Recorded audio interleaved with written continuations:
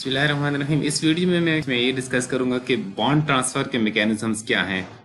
यानी स्टील और कंक्रीट के बीच में जो स्ट्रेस या फोर्स एक दूसरे को ट्रांसफ़र होती है तो वो किस मैकेनिज़म्स के थ्रू ट्रांसफ़र होती है।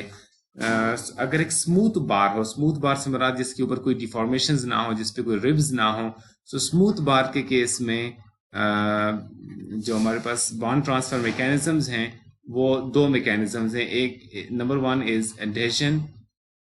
between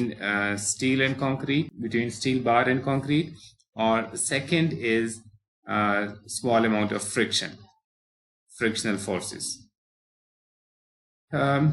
लेकिन इनमें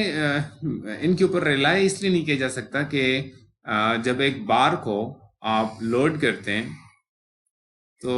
टेंशन में वो बार लॉन्गिट्यूडनली एक्सपैंड होती है और लेटरली वो कॉन्ट्रैक्ट। इस तरह से मैंने ड्रॉ किया है। ब्लैक जो आपको नजर आ रही है ओरिजिनल पोजीशन है, जो आपको रेड में नजर आ रही है आफ्टर एलोंगेशन है, तो ये डायमीटर रिड्यूस हो जाता है। अब इसका नतीजा ये निकलता है कि जो यहाँ पे कंक्रीट बाहर मौजूद थी, इस जगह पे जो कंक्रीट थी, उस कंक्रीट के साथ जो इन कांटेक्ट था, ये बार टाइटली इन कांटेक्ट था। ये बार बिफोर लोडिंग लगने से ये जो कांटेक्ट है वो रिड्यूस होना शुरू हो गया, क्योंकि थोड़ा सा गैप, स्मॉल आल दो बट थोड़ा सा गैप आना शुरू हो जाएगा जब ये बार लेटरली कॉन्ट्रैक्ट होगा, यानी जिसका डाया जब रिड्यूस होगा तो वो जो फ्रिक्शनल फोर्स है वो डिसअपियर होना शुरू हो जाएगी। और एडहेशन जो है, जो कि बेसिकली केमिकल अट्रैक्शन है, केमिकल काइंड ऑफ बॉन्ड है कंक्रीट और स्टील सरफेस के बीच में, वो डिसअपियर होना शुरू हो जाएगी। तो स्मूथ बार इस वजह से हम कंस्ट्रक्शन के अंदर, यानी स्ट्रक्चर्स के अंदर हम यूज नहीं करते। हम स्मूथ बार के बजाय डिफॉर्म्ड बार यूज करते हैं। तो स्मूथ बार हम यूज नहीं करते, हम डिफॉर्म्ड बार यूज करते हैं। डिफॉर्म बार पे जाने से पहले मैं एक बात डिस्कस करना चाह रहा हूँ कि इन केस आपको किसी वजह से अगर स्मूथ बार यूज करनी पड़ती हो तो उस केस में, चूंकि इन दो फिनोमिनन के ऊपर तो हम रिलाई नहीं कर सकते, इसलिए फिर हमें कुछ मैकेनिकल एंकरेज देनी पड़ती है। इस तरह से जैसे आपको ये नजर आ रहा है, ये मैंने गूगल से आपको पिक्चर उठा के दिखाई। ऊपर आपका स्टील का मेंबर है, जिससे लेट से कॉलम है, और उसको आपने अब कंक्रीट फुटिंग के साथ कनेक्ट करना है। तो आप बेस प्लेट के थ्रू कनेक्ट करते हैं। बेस प्लेट यानी जो मेंबर है, स्टील का मेंबर, वो कनेक्टेड होता है with the steel plate, base plate जिसको बोलते हैं। ये वाली जो आपको प्लेट नजर आ रही है, अगर मैं आपको दिखा सकूं, इसके अंदर ये जो आपको प्लेट नजर आ रही है, ये this is the base plate. ये सारी जो प्लेट है, ठीक है। So this base plate is, इस बेस प्लेट से ये एंकर्स गुजर रहे, इसमें होल्स होते हैं जिससे हम एंकर बोल्ट गुजार के उसको ऊपर से हम नट कर देते हैं और नट लगा देते हैं, और नीचे जो है वो फुटिंग के कंक्रीट के अंदर वो पहले से हम उसको रख लेते हैं, बाद में उसको कंक्रीट पोर कर लेते हैं। तो इस तरह से वो कंक्रीट के अंदर एम्बेड हो जाते हैं। अब ये जो बोल्ट है ये स्मूथ बार है, स्मूथ होती है ज़ाहिर है, ये तो अब डिफॉर्म बार की नहीं होती। इस केस में हमें एंड में ये एंकरेज के लिए फर्दर, ये आपको एक नजर आ रहा है हेड साइज का, ये देना पड़ता है, ताकि इसी तरह यहाँ पे आपको नजर आ रहा है। तो ये जो मैकेनिकल एंकरेजेस हम इसको बोलते हैं, यानी हम कोई अटैचमेंट साथ में लगा देते हैं ताकि ये प्रॉपरली एम्बेड हो सके, एंकर हो सके। तो लेकिन जनरली स्पीकिंग, जब अगर हम कंस्ट्रक्शन की बात करें, यानी कंस्ट्रक्शन से मेरे मुराद जिसमें हम रीइंफोर्स कंक्रीट की बात करें, तो उसके अंदर जो रीइंफोर्सिंग बार होती है वो ये डिफॉर्म बार होती है। और उस डिफॉर्म बार के अंदर इनिशियली तो एडहेशन और फ्रिक्शन भी प्रेजेंट होते हैं जब आप उसको इनिशियली लोड करते हैं, लेकिन विद लोडिंग्स वो डिसअपियर होना शुरू हो जाती है, और बॉन्ड के लिए ट्रांसफर के लिए एक ही मैकेनिज्म रह जाता है, जो कि जिसको हम बेयरिंग ऑन डिफॉर्मेशंस। जो रिब्स होती हैं, जो ट्रांसवर्स रिब्स आपको बार के ऊपर नजर जैसे ये आपको नजर आ रही है, एक तो लॉन्गिट्यूडनल रिब होती है जो इसके साथ चलती है, जैसे ये आपको नजर आ रही है, लेकिन एक दूसरी जो ट्रांसवर्स रिब्स होती हैं, जैसे ये आपको नजर आ रही है यहाँ पे, ये रिब हो गई, ये हो गई, इस तरह से जो ट्रांसवर्स डायरेक्शन में लगी होती है, इन रिब्स का पर्पस ये होता है कि अगर फॉर एग्जांपल एक बार कंक्रीट के अंदर एम्बेडेड है, टेंशन लेट से कैरी कर रहा है, और वो बार की जो किस एडहेशन और फ्रिक्शन लेट से इनइफेक्टिव हो गए हैं due to lateral deformations, due to Poisson's effect, अब क्या होगा कि अगर अब ये कंक्रीट ये बार को अगर आप बाहर पुल करेंगे, जैसे मैं अगर आपको एक पिक्चर दिखाऊं, जैसे ये आपको नजर आ रहा है, तो इसके अंदर आपको जब आप इस बार को लेट से एक टेंसाइल फोर्स अप्लाई कर रहे हैं, जैसे ये आपको नजर आ रहा है, इस टेंसाइल फोर्स को अब रेजिस्ट करने के लिए, यानी इसको काउंटर करने के लिए जो फोर्स डेवलप होगी वो इस रिब के ऊपर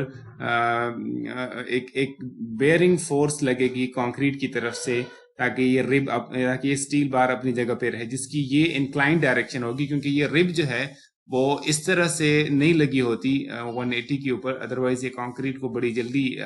डैमेज कर लेगा। तो ये इसको अवॉइड करने के लिए इस तरह से एक स्लोप के साथ ये बना होता है। इस वजह से जो बेयरिंग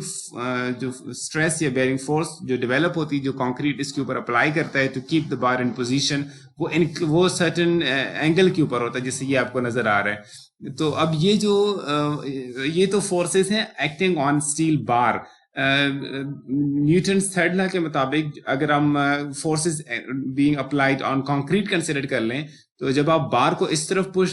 फोर्स अप्लाई करते हैं, तो जाहिर है कंक्रीट भी अप्लाई कर रही होती है फोर्स, और जाहिर है ये बार भी कंक्रीट को पुश कर रही होती है इसके अपोजिट डायरेक्शन में, जैसे ये आपको नजर आ रही है इन डायरेक्शंस के अंदर। अब ये जो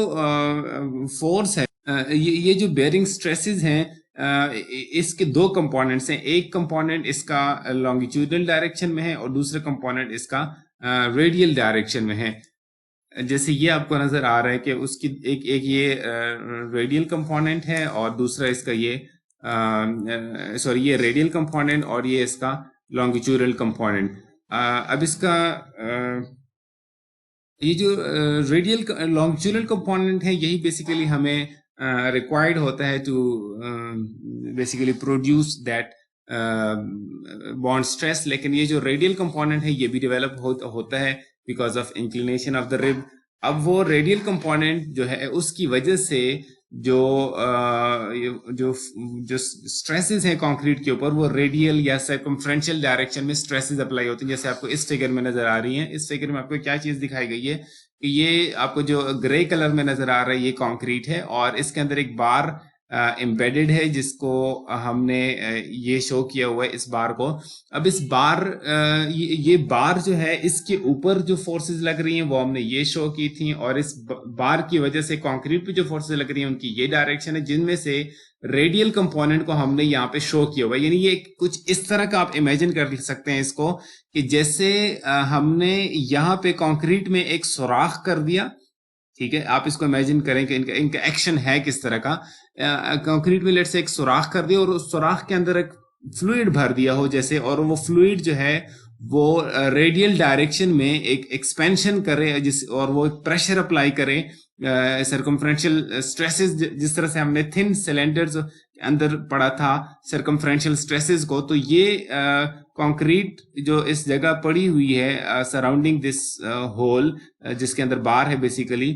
वो कंक्रीट बेसिकली उसमें सर्कमफ्रेंशियल टेंसाइल स्ट्रेसेस प्रोड्यूस होते हैं। यानी यूं समझ लें कि वो उसका सर्कमफेरेंस स्ट्रेच होने की टेंडेंसी रखते हैं। अब कंक्रीट इस तरह से स्ट्रेचेबल मटेरियल तो नहीं है, तो अगर ये stresses circumferential stresses, circumferential tensile stresses concrete की टेंसाइल स्ट्रेंथ को एक्सीड करेंगी, तो इससे क्रैक किस तरह का बनेगा। मसलन मैं आपको समझाता हूँ। फॉर एग्जांपल ये एक आपके पास है कंक्रीट जिसके अंदर आपके पास लेट से एक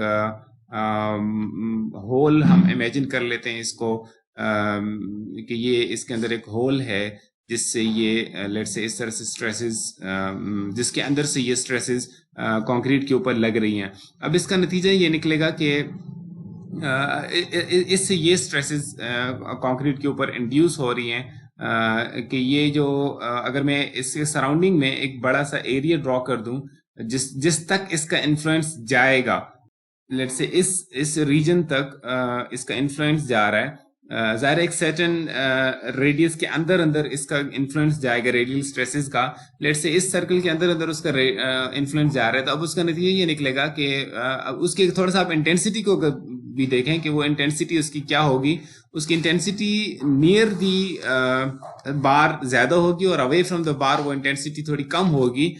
तो अगर आप देख सकें तो जैसे ये आपको डायग्राम नजर आ रही है, इस डायग्राम में जो प्लॉट हुआ है वो बेसिकली इस रेडियल जो सर्कमफ्रेंशियल स्ट्रेसेस है उनकी इंटेंसिटी प्लॉट हुई है। इस रीजन में नियर दिस बार जहां से स्ट्रेसेस जहां पे इनिशियली जहां से प्रोड्यूस हो रही हैं ये इंटेंसिटी ज्यादा होगी। जब आप अवे फ्रॉम द बार इस रीजन में जाएंगे तो ये इंटेंसिटी थोड़ी रिड्यूस हो जाएगी। तो अब ये वेरिएशन आपको यहाँ पे दिखाई गई है इस डायग्राम के अंदर। ये ऑर्डिनेट बड़ा दिखाया गया है और ये थोड़ा छोटा। ये इसकी डायरेक्शन इस तरह की नहीं है, ये सिर्फ डायग्राम है, ये ग्राफ प्लॉट हुआ है। डायरेक्शन इनकी यही है जो आपको रेडियल डायरेक्शन में दिखाई गई है, लेकिन उनकी इंटेंसिटी का ग्राफ आपको दिखाया गया है जैसे जो आपको बता रहा है कि यहाँ पे इंटेंसिटी ज्यादा है, फिर यहाँ पे कम, फिर फर्दर इस रीजन में आप जाएंगे तो फिर ये इंटेंसिटी रिड्यूस होना शुरू हो जाएगी। तो बेसिकली ये इंटेंसिटी को दिखा रहा है। अगर आप देखें तो थोड़ा सा इमेजिन करें कि इसके अंदर एक फ्लूइड भरा हुआ है और वो फ्लूइड इसके अंदर इस तरह से रेडियल डायरेक्शन में स्ट्रेसेस अप्लाई कर रही हैं, तो इसका नतीजा ये निकलेगा कि ये जो एक रिंग सी है कंक्रीट की, इट विल टेंड टू, ये जो पाइप आप समझ लें कि एक पाइप सा बन जाएगा कंक्रीट का। इमेजिन मैं आपको करवा रहा हूँ, उसके सराउंडिंग में जो कंक्रीट है उसकी सर्टेन थिकनेस लेके जहां तक उसका इन्फ्लुएंस जाएगा, तो it would tend to elongate, इसकी सर्कमफेरेंस इस तरह से बढ़ने की कोशिश करेगी, इंक्रीज होने की कोशिश करेगा, इसका सर्कमफेरेंस यानी स्ट्रेच होना चाहेगा। अब वो स्ट्रेचिंग जब होगी तो ये जो डायरेक्शन बनेगी, इस डायरेक्शन में ये इस तरह से क्रैक होने की टेंडेंसी रखेगा। ठीक है, अगर मैं इसको लेट से एक और लेट से कलर के साथ अगर मैं ड्रॉ कर सकूं इसको, ये इस तरह से ये क्रैक होना चाहेगा ऐसे। अब ये इसी तरह से ये स्ट्रेचिंग की टेंडेंसी हर जगह इसकी एग्जिस्ट कर रही है, ऐसे ये स्ट्रेच होना चाह रहा है और इस तरह से इसके अंदर एक क्रैक बनने की टेंडेंसी। अब ये जो क्रैक होगा that will run parallel to the bar. ठीक है, बार के पैरेलल ये क्रैक्स रन करेंगे और अगर हम इसको एक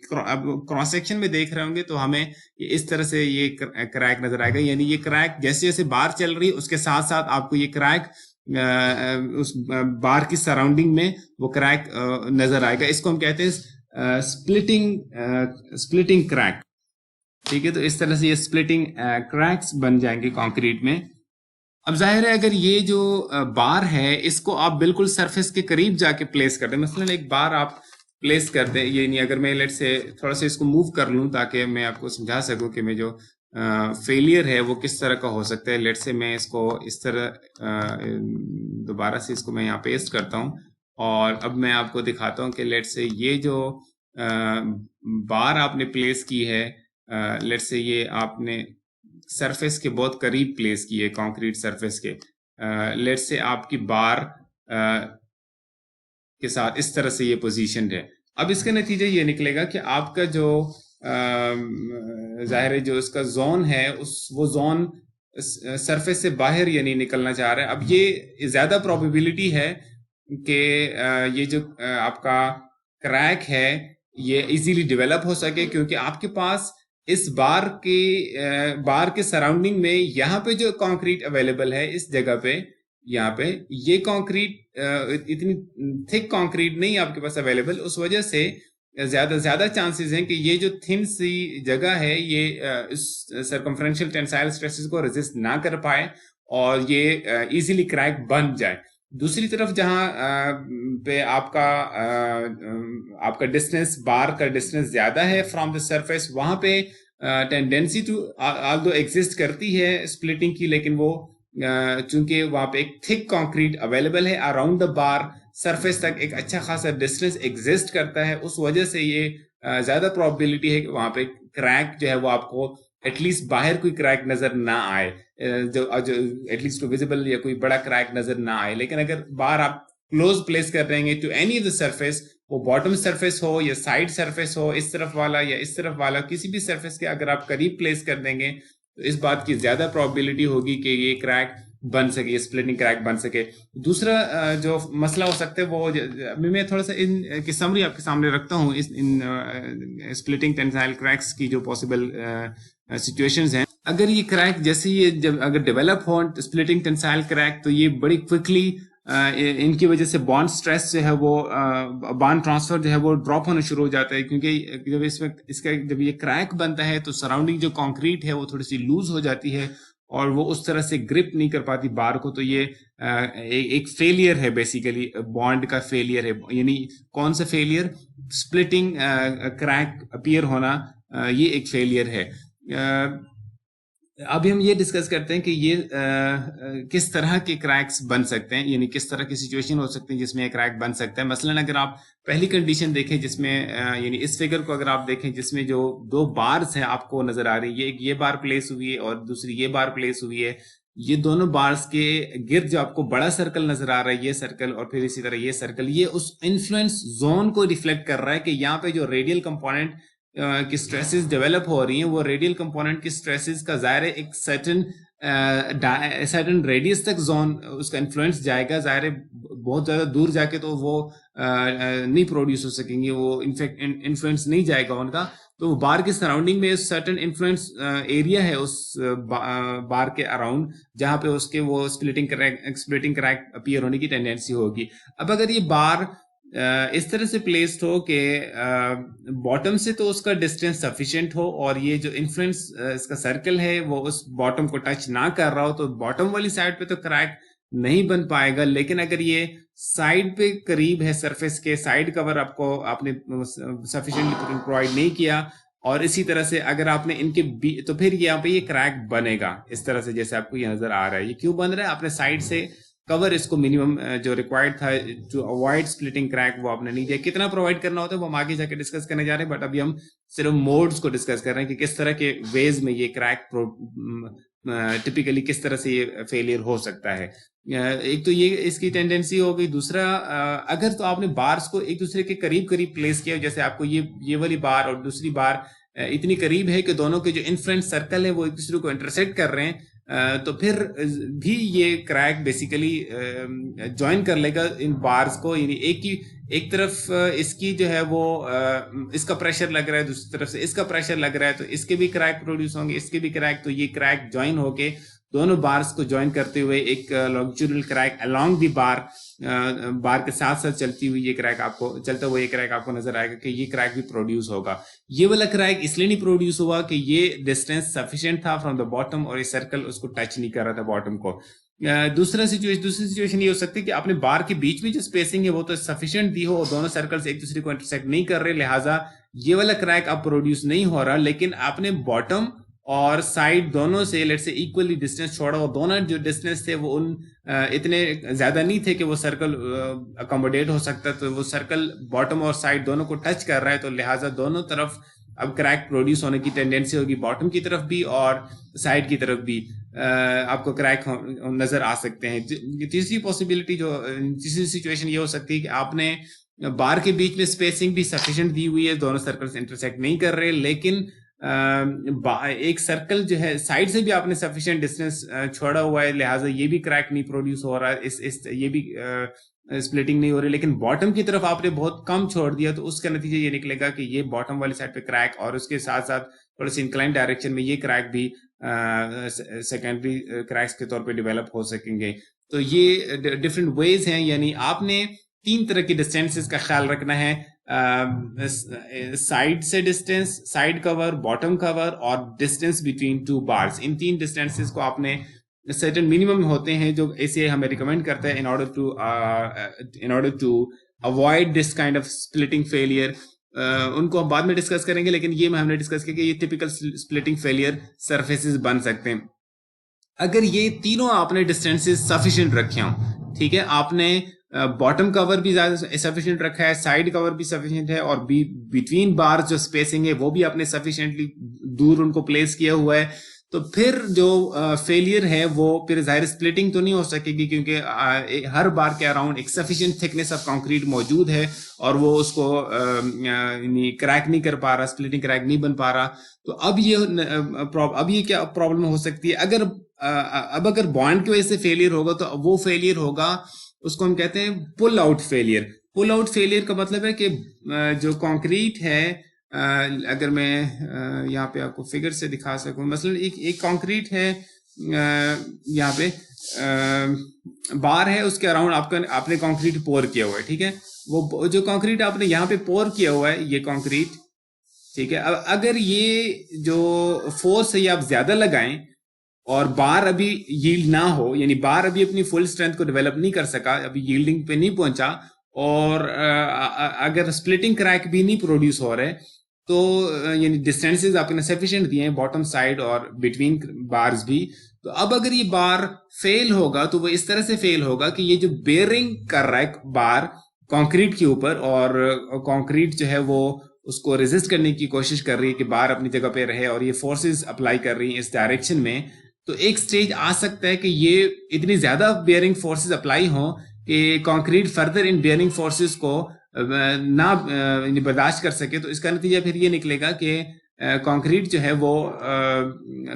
जो जो कंक्रीट उसको रोक रही है स्टील बार को, उस कंक्रीट को तोड़ती हुई ये बार पुल आउट हो जाए कंक्रीट में से, यानी जो सराउंडिंग कंक्रीट उसको बेयरिंग फोर्स अप्लाई कर रही है ताकि ये अपनी जगह पे ताकि ये स्लिप ना हो, ताकि कंक्रीट के साथ एम्बेडेड रहे, उस कंक्रीट को डैमेज करते हुए एक बार जो है वो उसमें से पुल आउट हो जाएगी, और वो बार के अंदर जो है वो जो टेंसाइल फोर्स डेवलप हो रही है, कोई टेंसाइल स्ट्रेस उसके अंदर डेवलप हो रही है, वो उसमें से वो स्ट्रेस अब नहीं डेवलप होगी, क्योंकि वो बार अब जो है वो रिलैक्स हो जाएगी, उसको जो चीज प्रिवेंट कर रही थी from coming back to its original position, वो उसको उस रुकावट को उसने तोड़ दिया, अब वो बार रिलैक्स होकर जीरो स्ट्रेस पे आ जाएगी। और हमारे स्ट्रक्चर के लिए इसका मतलब ये है कि आपका जो आपकी जो रीइंफोर्सिंग बार है वो इनइफेक्टिव हो गई है, आप इसको हम कहते हैं पुल आउट फेलियर। तो अगर स्प्लिटिंग क्रैक ना प्रोड्यूस हो तो फिर नेक्स्ट जो फेलियर प्रोड्यूस हो सकता है उसको हम कहते हैं पुल आउट फेलियर, जिसमें बार जो है वो पुल आउट हो जाती है। So that can happen, pull out failure.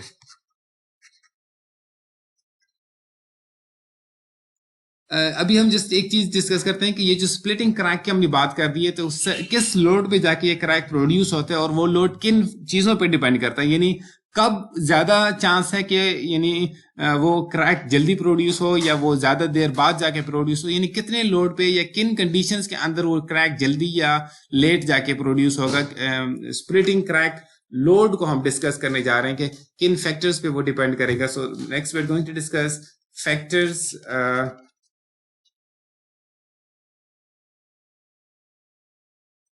affecting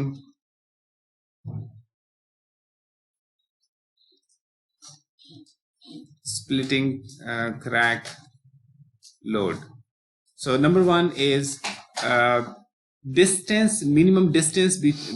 from the bar to the surface and between the bar, यानी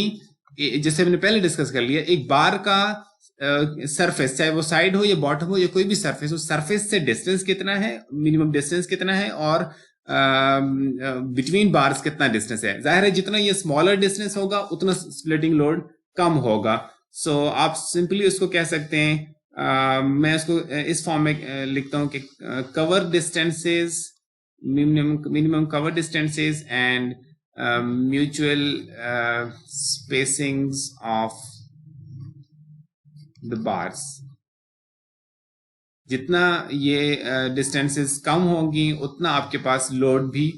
स्प्लिटिंग क्रैक लोड कम होगा, उतनी जल्दी ये क्रैक बन पाएंगे। सो ऑफ कोर्स इसको आपने सर्टेन मिनिमम डिस्टेंसेस को इंश्योर करना पड़ेगा, कवर डिस्टेंसेस को भी, mutual spacings of the bars को भी।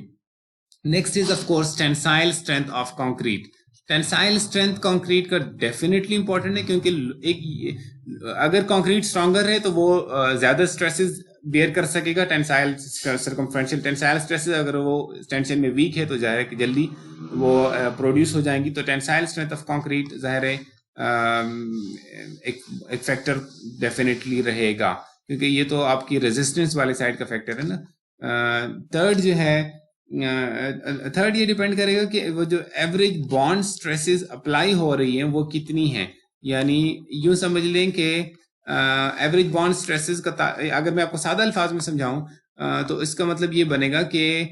आप जो यहाँ पे लोड अप्लाई करते हैं तो उससे जो bond stress at the surface जो कि बेयरिंग की फॉर्म में बेसिकली अप्लाई हो रही है, जिसके लॉन्गिट्यूडनल और रेडियल कंपोनेंट हैं, उनकी इंटेंसिटी क्या है, उस इंटेंसिटी पे डेफिनेटली ये डिपेंड करेगा। ठीक है, यानी एक तो ये ना कि हम देख रहे हैं कि वो कितने लोड पे जाके फेल होगा। जाहिर है अगर ये बॉन्ड स्ट्रेसेस ज्यादा होंगी तो इसका मतलब यानी सिंपल सी बात ये है कि ये जो दो पैरामीटर्स है, एक ये वाला पैरामीटर और एक ये वाला पैरामीटर, ये रेजिस्टेंस वाला पैरामीटर है, ये जितना ज्यादा होगा, जितनी टेंसाइल स्ट्रेंथ ज्यादा होगी उतना क्रैकिंग लोड बड़ा होगा, स्प्लिटिंग क्रैकिंग लोड। और ये जो एवरेज बॉन्ड स्ट्रेस आपको नजर आ रहा है, ये वाला पैरामीटर बेसिकली अप्लाइड लोडिंग को बेसिकली रिप्रेजेंट कर रहा है कि जितना आपका अप्लाइड लोडिंग की वजह से स्ट्रेसेस ज्यादा होंगी उतना जाहिर है वो ज्यादा जल्दी वो क्रैक प्रोड्यूस हो सकेगा। सो एवरेज बॉन्ड स्ट्रेसेस जितनी ज्यादा होंगी उतनी जो है वो स्प्लिटिंग फेलियर जल्दी होगा। मैं आपको ये थर्ड पॉइंट थोड़ा सा एग्जांपल के थ्रू समझाता हूँ। मसलन आपने एक ये आपके पास एक कंक्रीट कोई भी मेंबर है और उसके अंदर आपने एक रीइंफोर्सिंग बार एम्बेड की हुई है। एक केस में आपने बार को जो एम्बेडमेंट दी है वो मतलब इतनी एम्बेडमेंट दी है, और जो दूसरा केस है उसके अंदर आपने लेट से इसी कंक्रीट के अंदर जो बार दूसरी सिचुएशन में, अगर आप यानी दूसरी सिचुएशन आप इमेजिन करें, दूसरी सिचुएशन में आपने जो बार को एम्बेड किया है वो ज्यादा लेंथ इसकी एम्बेड की हुई है। ठीक है, ये अब दूसरे केस में ये एम्बेडमेंट दी हुई है। अब इस केस में दोनों को आप लेट से एक जितना लोड अप्लाई कर दें, या आप इसको पुल कर दें, बार को टी फोर्स अप्लाई कर दें। अब इस दोनों टी फोर्स आप दोनों एक जितना लगा रहे हैं, लेकिन अब इस केस में यहाँ पे आपको थोड़ी लेंथ अवेलेबल है तो सरकमफेरेंस तो चलो लेट्स से अगर बार का डाया एक जैसा है तो सरकमफेरेंस तो एक जैसी हो गई, लेकिन इस केस में लेंथ छोटी है तो वो जो सरफेस एरिया बनेगा जो कि इंटरफेस एरिया है वो छोटा एरिया बनेगा, तो स्ट्रेस की इंटेंसिटी ज्यादा बनेगी। इस केस में आपके पास लॉन्गर लेंथ अवेलेबल है तो आपके पास जो स्ट्रेस इंटेंसिटी है वो रिड्यूस, बॉन्ड स्ट्रेस की इंटेंसिटी रिड्यूस हो जाएगी, आल दो लोडिंग उतनी ही लग रही है। या इसी तरह आप उसको कंसिडर कर लें, डायमीटर को कंसिडर कर दें। फॉर एग्जांपल अगर आप फॉर सेम लोडिंग, मैं अभी सिर्फ सेम लोडिंग की बात कर रहा हूं, ठीक है, अगर मैं सेम लोडिंग की बात करूं तो अगर आपके पास लार्जर डाया होगा उस केस में, और अगर आपके पास स्मॉलर डाया होगा उस केस में डिफरेंस क्या होगा कि लार्जर डाया का मतलब है लार्जर कांटेक्ट सरफेस, और उसका मतलब है कि जिस एरिया पे वो के ऊपर वो स्ट्रेस डेवलप होना है वो एरिया आपके पास बड़ा अवेलेबल है, तो स्ट्रेस इंटेंसिटी छोटी रिक्वायर्ड होगी। यानी टी फोर्स को बैलेंस करने के लिए जितनी stress intensity multiplied by area जिससे वो फोर्स डेवलप होनी है, अगर आपके पास एरिया बड़ा है तो स्ट्रेस इंटेंसिटी छोटी होगी। मैं अभी सिर्फ ये बात कर रहा हूँ गिवन लोड के लिए, ठीक है, गिवन लोड के लिए, फॉर एनी गिवन लोड ये स्ट्रेस इंटेंसिटी की बात कर रहा हूँ। ये डिस्कशन हम पिछले लेक्चर के अंदर कर चुके हैं। So what I mean to say is कि एवरेज बॉन्ड स्ट्रेस कितना लग रहा है वो